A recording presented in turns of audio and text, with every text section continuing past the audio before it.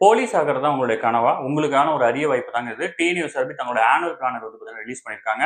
இத பேஸ் பண்ணி இப்பலேருந்து படிக்க ஸ்டார்ட் பண்ணீங்க அப்படின்னா, இந்த ஆண்டு நடைபெறக்கூடிய டிஎன்யூஎஸ்ஆர்பி தேர்வுல கண்டிப்பா வந்து பார்த்தீங்கன்னா நீங்க வெற்றி பெற முடியும்.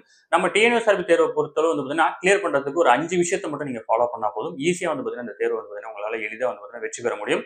அதுல ஒண்ணு வந்து பார்த்தீங்கன்னா, பிரிப்பரேஷன இமிடியேட்டா ஸ்டார்ட் பண்றது. ஓகேங்களா? இப்பலேருந்து வந்து பார்த்தீங்கன்னா ஸ்டார்ட் பண்ணா தான் நம்மளால வந்து பார்த்தீங்கன்னா கரெக்ட்டா சிலபஸ் முடிக்க முடியும். அடுத்ததா வந்து பார்த்தீங்கன்னா, பிளான் பண்ணி படிக்கிறது. என்ன படிக்கணும்? எப்படி படிக்கணும்? அப்படின்னு தெரிஞ்சுக்கிட்டு படிக்கிறது.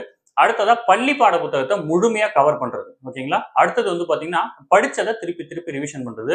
5வது கண்டிப்பா ஏதாவது ஒரு டெஸ்ட் எழுதி பார்க்கிறது. இந்த 5 விஷயத்த நீங்க ஃபாலோ பண்ணீங்க அப்படின்னா, இந்த ஆண்டு நடைபெறக்கூடிய டிஎன்யூஎஸ்ஆர்பி தேர்வுல கட்டாயம் வந்து பாத்தீங்கன்னா நீங்க வெற்றி பெற முடியும். ஓகேங்களா?